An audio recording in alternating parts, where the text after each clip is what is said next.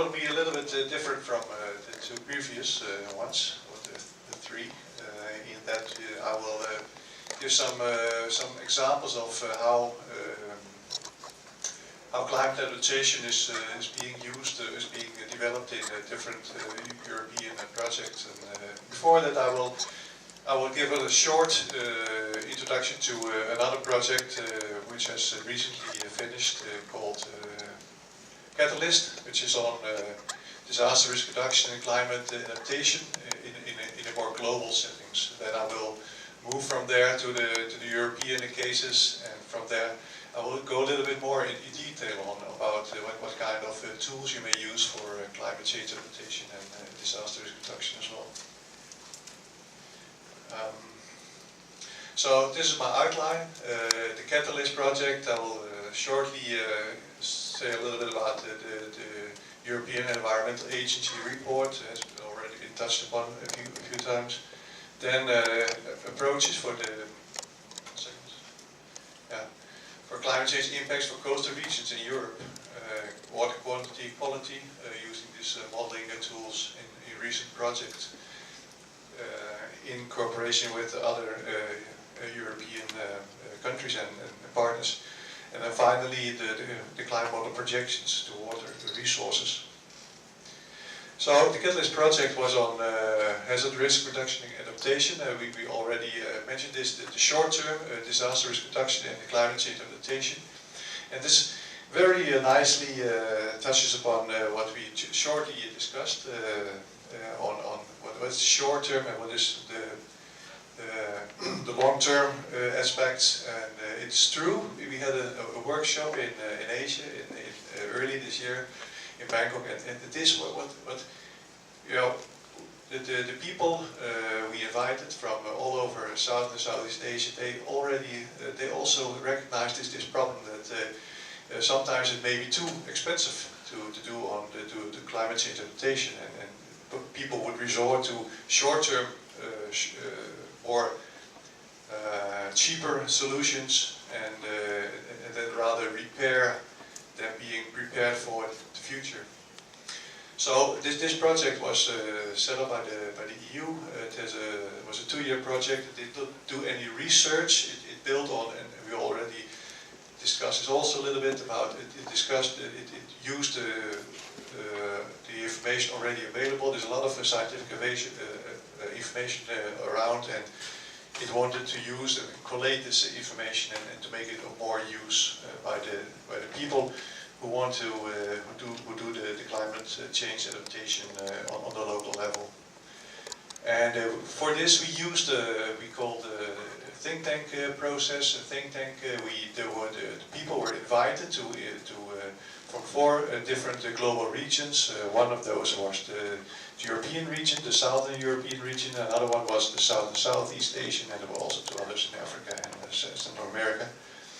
And what we wanted to do, though, is we wanted to develop those guidelines for best practices for DRR, which is the disaster risk reduction, and CCA is the climate change adaptation, and use local knowledge from those people living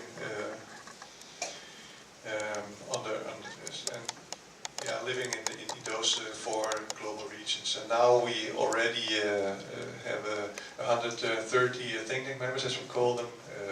Of them NGOs, government, intergovernmental bodies, scientific community, and so on.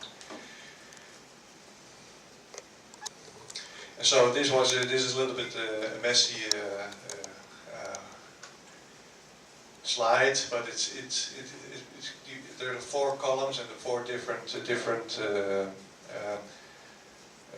regional processes where we had different online discussions. We had an original virtual meeting using online discussions with all the people around from those different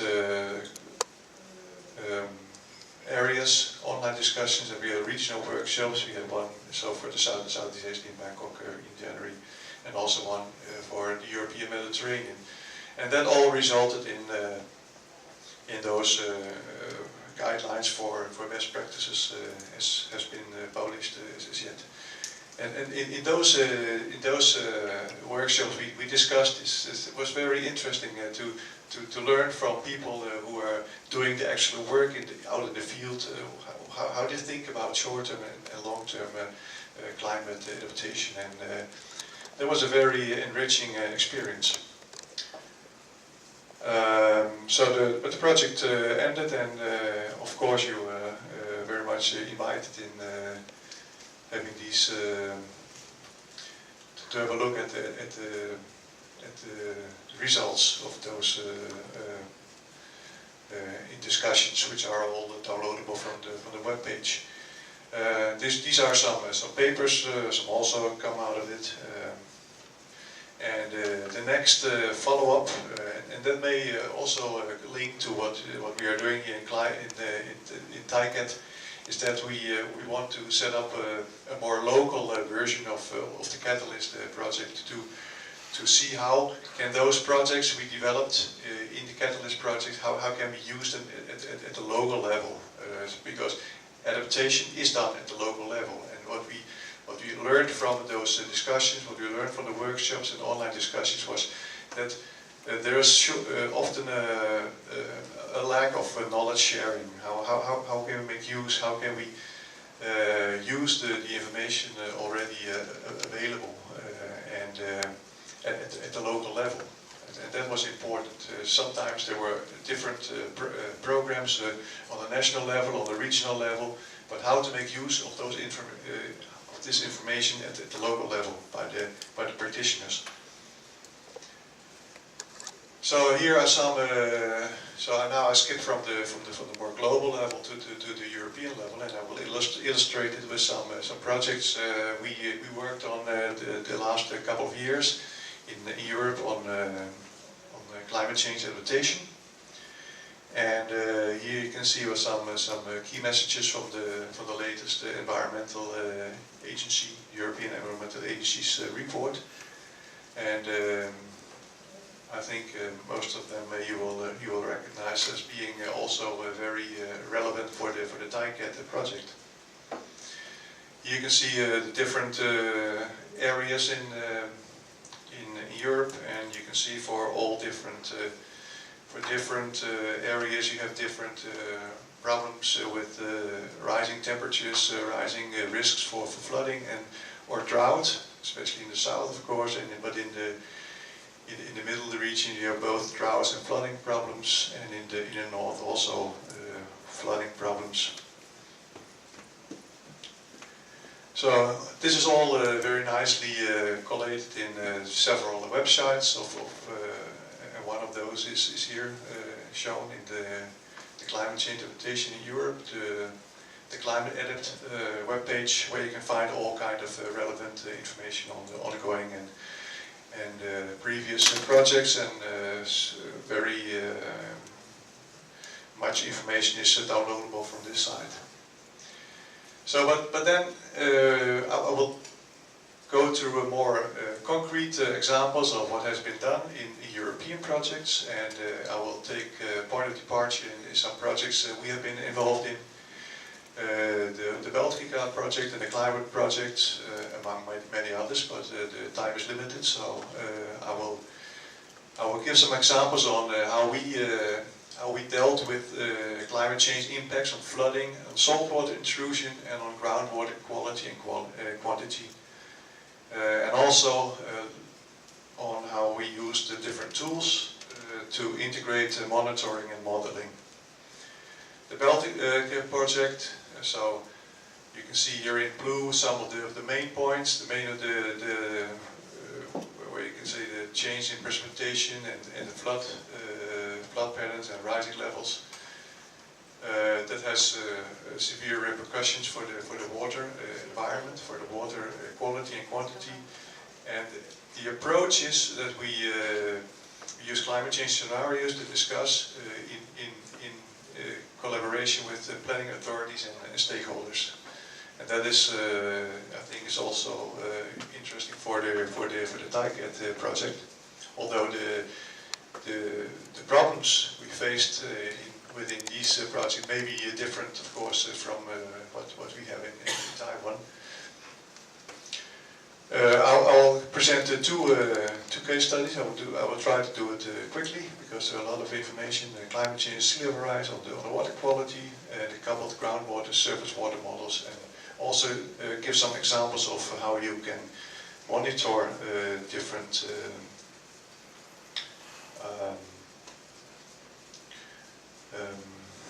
different geological models. So, case one is an integrated assessment of climate change and sea level rise on the water quality of a coastal lake. Here you can see the lake is in Denmark this time, and we use the integrated hydrological modeling for the climate change impacts on the water resources. And you can see Denmark is also, like the Netherlands, quite flat land. By the way, very close to the Netherlands. In many other respects also very the same. But of course also some differences. Not that we have not so many areas which are below sea level, so differences are available. This is how it looks like. It's gently eroding a landscape, so not so flat as in the Netherlands, but still. So what are the objectives? So to evaluate the climate change impacts on groundwater and surface water quality in this catchment, to evaluate the sustainable attraction from groundwater, and also to look at the impacts of climate change and the relation between groundwater and systems, in the sense of the quantitative, the chemical and the ecological parameters. So these are the tools we used. We used the global climate models. We used the regional models to use the input from the climate models, and then further to you can see on the right side the hydrological model we used for this to do the assessments of the groundwater and the surface water as affected by climate change. And here you can see the different scales, so 150 kilometers, 12 kilometers, and then the grid size of the more detailed hydrological model, which has the groundwater component and the surface water component, and these are modeled at a 200 meter resolution. Sometimes 100 meters, sometimes 50 meters, depends on how secure we need to be. So this model has been established for many years and is working. This is in more detail. Many of you have seen this model before, I think. It's called the R.O.C model, and this model has been extended for the entire area of Denmark. So we use this model to do what if analysis, what if in climate change, for instance, what are the consequences of climate change for the groundwater, for the quality and the quantity at the national level, or also at the local level. So if you do those types of simulations, then you can see that there's a lot of difference with regard to the temperature change. You can see there's a change of ranging from plus 5.5 to no change, and also for the precipitation, you can see there are quite large regional differences with, but also in the northern part, of course, there will be more water in the southern part. We have drought in Spain, in Italy, Greece. There will be less water available. So the scenario we used, the SRES scenarios with the CO2 emission, the A2 is a moderate scenario. That's the one we used. So the projections of the sea level rise, the IPCC projected this one in 2007. We used this average estimated by the PIK in Berlin, and you can see also other estimates has been available, even more than the one we used. These are just to give you a flavor of the kind of output you can expect from those exercises. So these are the climate change impacts on the water table. This is the seashore, and this is the lake. And some places the level will rise, other times the level will fall. Here you can see the discharge. You can see the current situation for the stream. Here at the upstream of the lake, you can see it is the current situation. And under climate change adaptation, you can see the discharge will increase for this particular location. What is important is that we see that increasing the winter and spring drainage and stream discharge will have some serious consequences for the nitrogen loads to the ecosystem, and that's of course something the policymakers and the people at the local level are very much interested in, because in the EU we need to follow several directives which give some very strict rules on how much water may be contaminated with nitrate and pesticides and so on. And so these types of simulations are very important to look at what may happen and what may not happen. This is another case where we used airborne measurements to look at how the geology of the catchment is, and I will show you a little bit later that these type of information, so the local level geology of the system is very important to have reliable calculations of groundwater, and with the groundwater also the flooding, of course, because you know it's all an integrated system, and if you in the areas where you have a high groundwater level, then there you will also have an increased risk for flooding. So we estimate change in runoff in drainage canals and the need for pumping from reclaimed land. And we point out areas acceptable for flooding during extreme precipitation events. And above all, we evaluate these, what I just mentioned, as affected by sea level rise and saltwater intrusion. So we use again this model, the interaction between the groundwater and the surface water, and we use a very detailed parameterization, and this is also interesting, just between parentheses, because this is not always available, and that's also what we will just link back to the workshop we had in Bangkok, and also in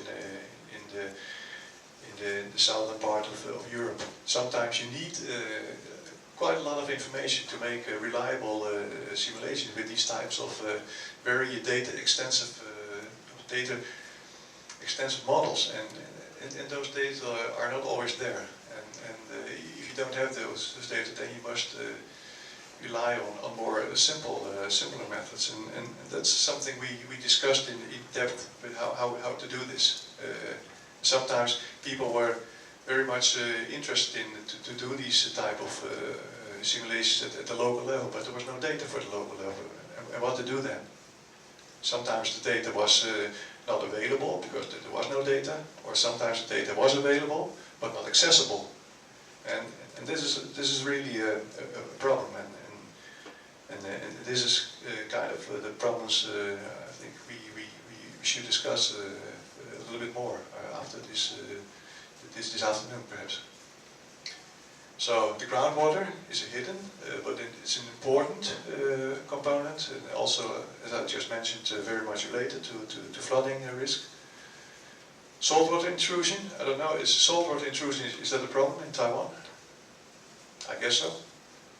Yes, and so you can see here, if you do those type of integrated modeling exercises, where you look at, you have the groundwater component, you have as you can see here on the left side, and you have the sea here, and what happens if the sea level rises. You can see here the sea level rises means also that the interface between the salt water and the fresh water will change, and and that has some very serious consequences for the water abstraction. And so this is something you need to take into account if you do climate change adaptation. So we use those types of airborne measurements, and you say, well, airborne measurements, it's a very expensive exercise, and it is indeed expensive to have those things developed. But once they are developed, it's a very cost-effective method of mapping interesting parameters and interesting data which are needed at the regional level, the local level. At the local level, where we do the climate change adaptation, it's the only way to actually do spatial measurements. So these are the types of data we used for the density dependent groundwater model. So we used an integrated groundwater saltwater intrusion model, and we use these type of measurements to input to the model, and those were more or less high-tech, sometimes at the right side, and sometimes it's just doing the logging methods. I think I will skip these. These are a little bit too yeah. That's the results, but I think we need to skip a few slides, because we're a little bit behind the time. Here you can see, just to give you a flavor of the type of output you may expect if you do those simulations. You can see clearly the fresh water and the salt water in those types of crossings. And so what you can do is you can actually estimate saltwater intrusion into a coastal lake, and the coastal lake is then very important for the freshwater supply, drinking water supply. So some conclusions.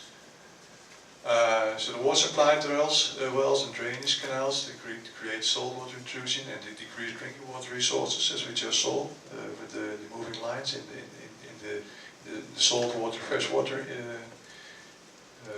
interface. So the projected sea level rise will increase saltwater intrusion, and some reclaimed may have to be flooded again to reduce saltwater intrusion.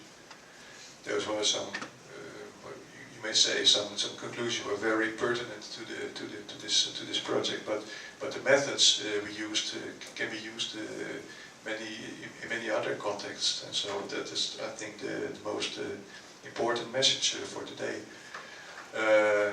And also an important message is the conclusions we may draw. So for this part, for the subsurface characterization, so we need to have this integrated approach where we use models to look at the consequences of climate change for drinking water and also for flooding risks. So the Climate project is on adaptive and sustainable water management.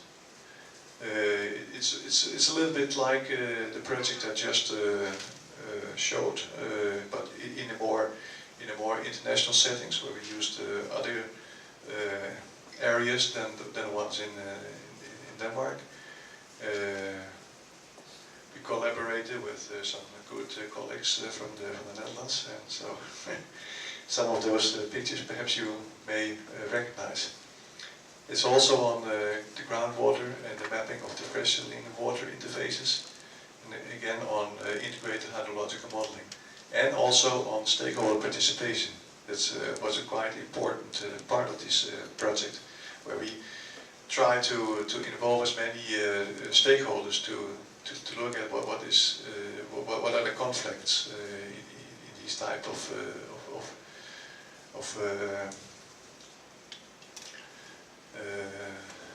problems. And so we had quite some stakeholder groups where we said, around with, I don't know, the mayor was involved, but anyway, many people from the agricultural and from the urban areas were involved in making the right decision. And this is those were the areas, part of Denmark, part of Germany, and part of the Netherlands. And again, you can see these types of results you get from modeling work. And also here we use the helicopter for making airborne measurements. Yeah, this is one of the small islands, and the people from the Netherlands will recognize this. One of those very small islands, much smaller than Taiwan, and but those islands can be very illustrative of looking at what problems do we face if we have salinization, and what problems do we face if we need drinking water supply, and how is it affected by climate change. And well, these are the same kind of measurements. I think I will skip this. And also part of the eutrophication was part of the project, and you can see this is around Denmark where the agricultural areas are contaminating the coastal waters, and of course that is of very much importance for the surface water quality, and so it may be not too easy to comply with the EU directives on this point. So, but more information on climate has all been published in this special issue, and I can give you the link later. So, but then I would like to finish with a little bit more detailed consideration about how climate change and water resources are linked. And again, we have here the IPCC emission scenarios, and you can see there's a lot of spread, a lot of uncertainty here on what are the global surface warming in terms of the different scenarios used here. And what we then do is, if we want to see, well, what are the consequences of climate change? Well, we have the present climate, the future climate. We use the downscaling bias correction, so we can correct for bias in the climate model, and then we can make some estimations of how water resources are impacted by climate change. And so we move from the global scale to the region scale, and from the hydrological scale, which may be very local, and at the local level we need to make the decisions. And what is interesting is and this is also very interesting in general when you look at uncertainty. We already saw in the previous talks that uncertainty has to be taken account of, and if you do not do this, if you just rely on one scenario, if you rely on one climate model, then you may base your decisions on a wrong basis, and that may have very expensive consequences if you then don't base your policy making on these data. If you look at different combinations of large-scale climate models and regional climate models, you can see there's a lot of difference between what kind of model you're using. So what you look here at is the bias, so the modeled data and the observed data in our precipitation for this period. And you can see it really matters what kind of model you are looking at, and there's a lot of scatter, a lot of differences in what models think they are predicting. Sorry. Yes. Just to understand, the more red, the more difference between observed and model. Do I understand it correctly? No, this is just okay. Maybe different, but maybe hard to read from the side. But this is where the red is where it decreases by 25%, and we have an increase here. The blue increase in 75%. Increase of what? In precipitation. Oh, precipitation. Yeah. Yeah. So these are serious differences. So the output of climate models are downscaled and corrected, but if you look at the delta change factors, and those delta change factors is a little bit complicated perhaps, but it's just to account for the differences in model and observed values for a certain period where you have observed values, and then you use these climate these delta change factors to use them in the future settings. So you try to correct for those biases. And if you look at again at different models, then you can see different models give very different delta change factors on precipitation for this period, for this future period from 2071 to 2100. And if you look at them all together, there's a lot of scatter, a lot of uncertainty so it very much depends on what kind of model you're using. And this is something perhaps we can discuss a little bit more because this is very important, and this is not very robust. If you just pick one model, you may be very wrong, and if you are very wrong, you make decisions which may be very expensive to correct. So you need to, in some way, you need to take account of this. So the hydrological models we used here is here you can see the R.O.C model, and this is just a schematic view of how these models work to the groundwater table, from the surface to the groundwater table. I finally give you some examples of how uncertainties in climate change impact projections, so the uncertainty cascades, the coupling of the different models, and what it means for climate change impact projections, and also by consequence also for decision making for climate change and climate adaptation. And so here you can see here the uncertainty cascade. So we have the climate models. First of all, we have the emission, of course, which is uncertain. Then we have the global climate models and the regional climate models, and there's a natural variability here, which is adding to the overall uncertainty.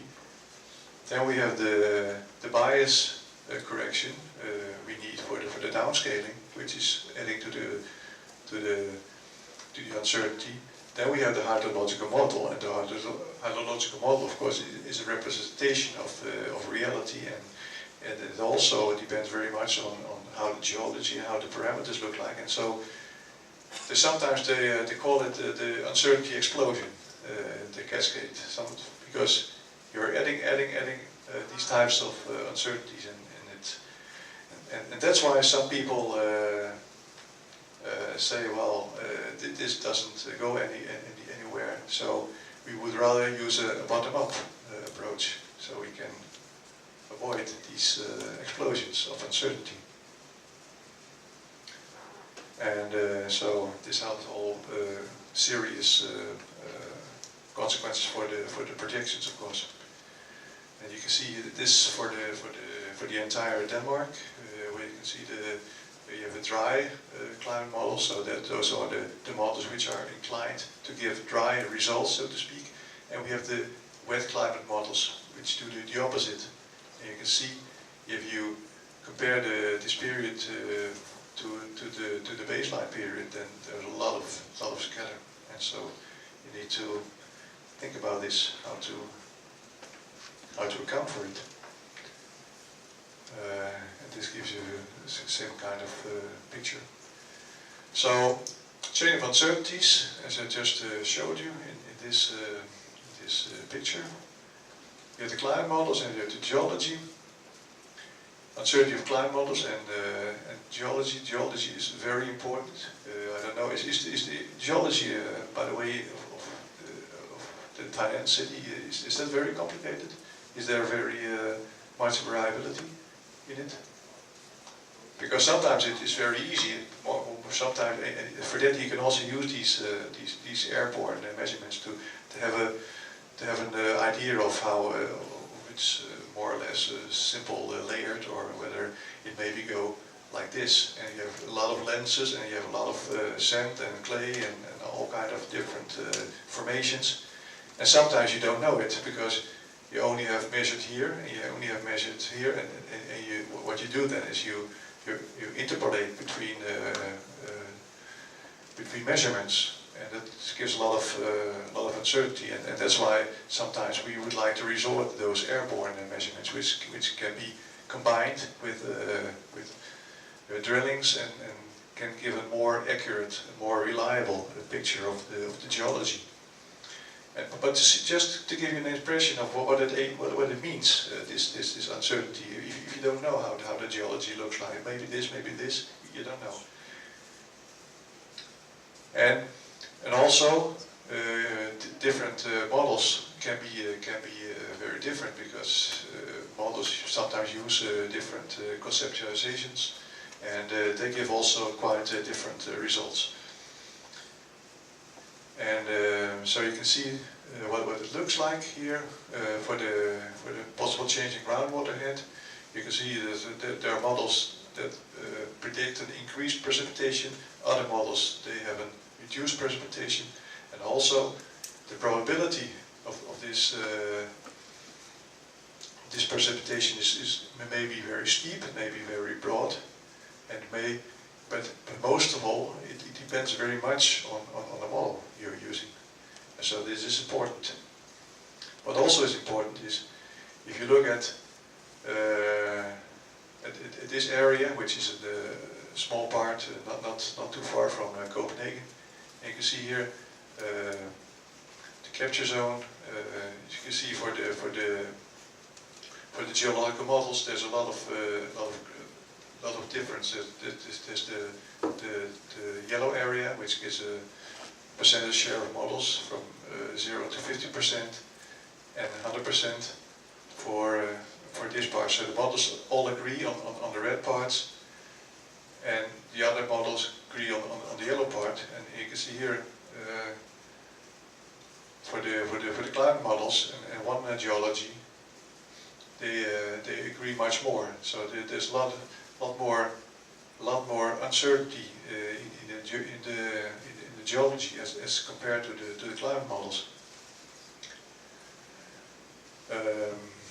So, yeah, what happens? We did just some experiments with different climate, different warming degrees, 2-degree warming and 6-degree warming. Of course, the 6-degree warming is very unrealistic, but gives you some impression of what may happen for the 4.5. Oh, this is the 4.5. Sorry, this is the 6-degree. You can see there's a lot of change in for mean precipitation and for mean temperature. And also, if you look at the discharge, it's even worse, depending on you use the 4.5 or the 6. So the monthly discharge may decrease much in summertime, and for the 6-degree even more, almost extending until wintertime. So major impacts on water resources, agriculture. Yes, I'm sorry. Yes, I'm wrapping up. I'm almost ready. Wet winters, floods, dry summers, droughts, and the conclusion is the climate change will have severe impacts on the water resources. Climate change projections are uncertain for many reasons, many of which I have shown you. And so we need to, in some way, to account for these uncertainties, and this is important, I think, anywhere. These are different research projects, and I can send you the links. And of course, I want to acknowledge my colleagues for providing me with all the information.